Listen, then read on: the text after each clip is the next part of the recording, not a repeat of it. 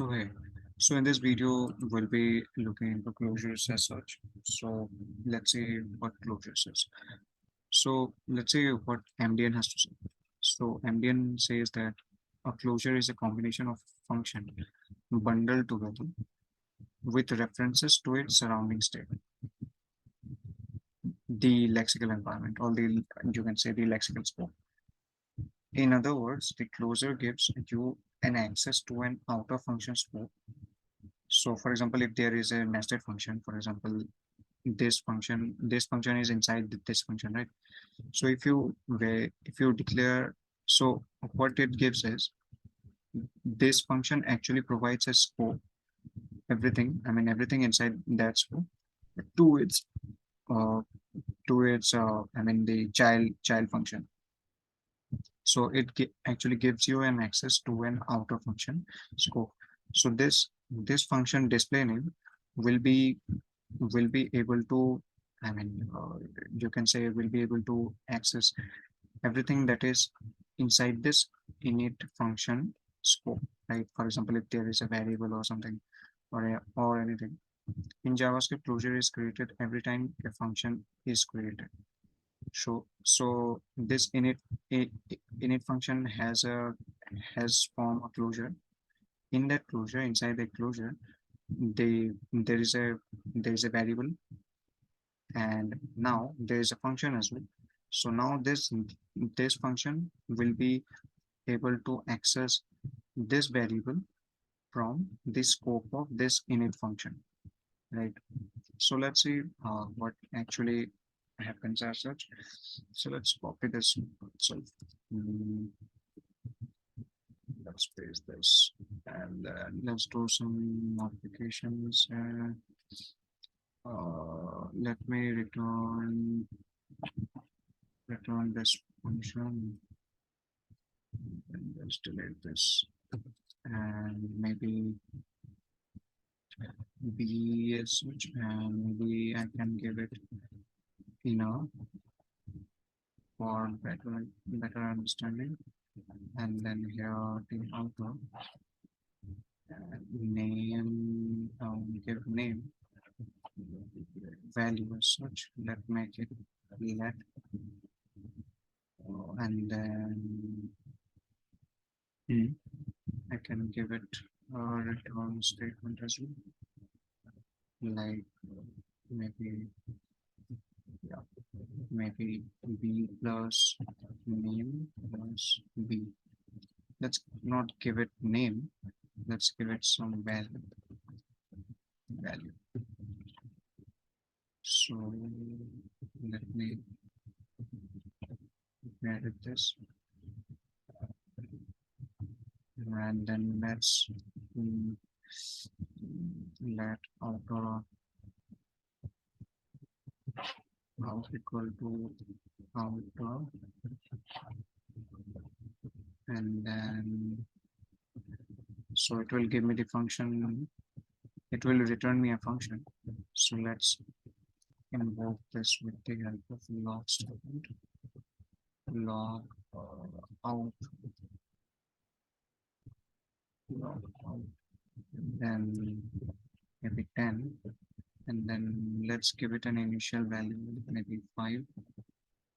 Let's see if we are getting the output or not.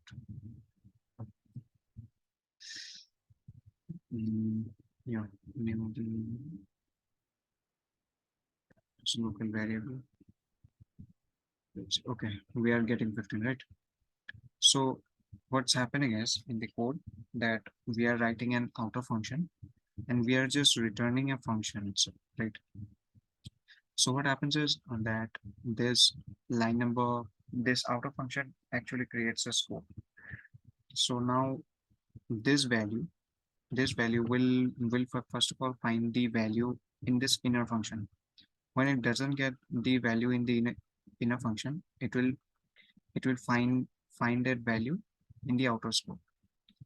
That is the outer function, right? So let's see how it actually gets. So let me put a debugger what is actually closure scope as such. If I click on F5, so you would see that there is a closure scope, right? So the value is 5. So now this value has an access of a closure scope. So what is actually closure? So that's I mean you can say that it's a mechanism as such in which uh, in which JavaScript maintains maintains a scope of some variables scope of some variables in the closure scope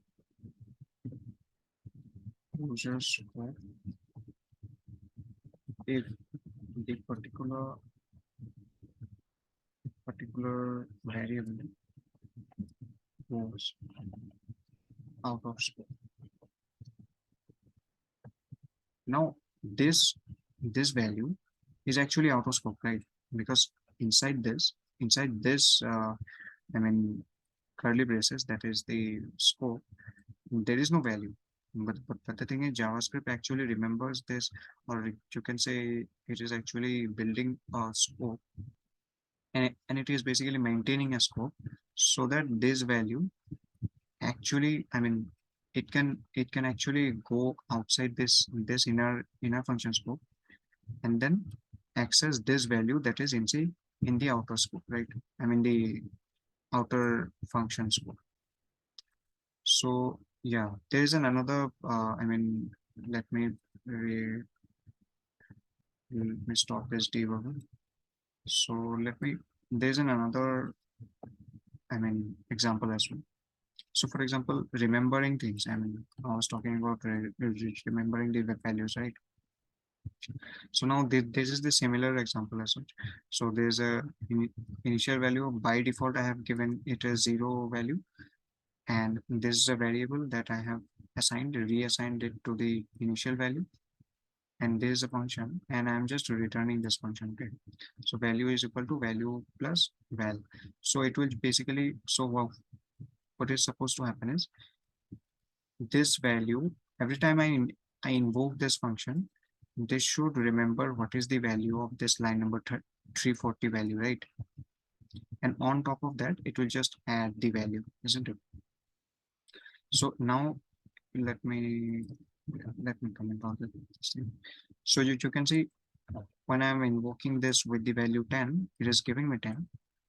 And now if you invoke it again with the value 20, it will give me 30. So it is basically remembering this, I mean, keeping the value in its memory in the line number 340, right? So what are the applications? Basic applications are like debouncing. So you can, you'd say that whenever you search something, it actually remembers the previous value, right? And it just concatenate those things. So debouncing and like throttling as such. And there's another concept. I think forgot. Let me comment on this thing. And there is also a concept of currying as well. So currying is just basically it is a, I mean, coding practice as such.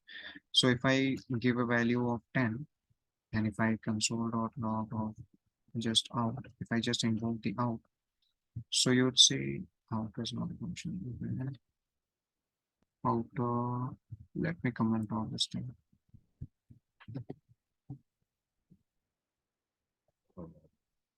Okay, out. So if you, I think I can invoke it directly. Let's, yeah, I think I can invoke it directly out.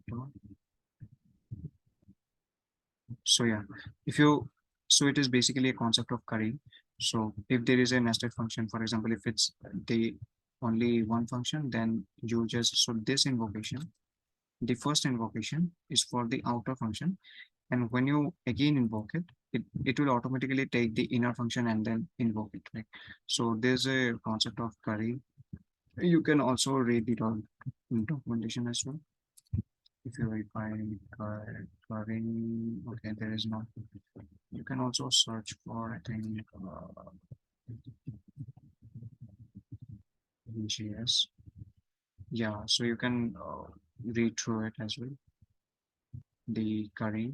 So it is just the simplest way of invoking the function. You don't have to again write the outer dot invoke and then again. So those things. So yeah, this was all about the closure as such,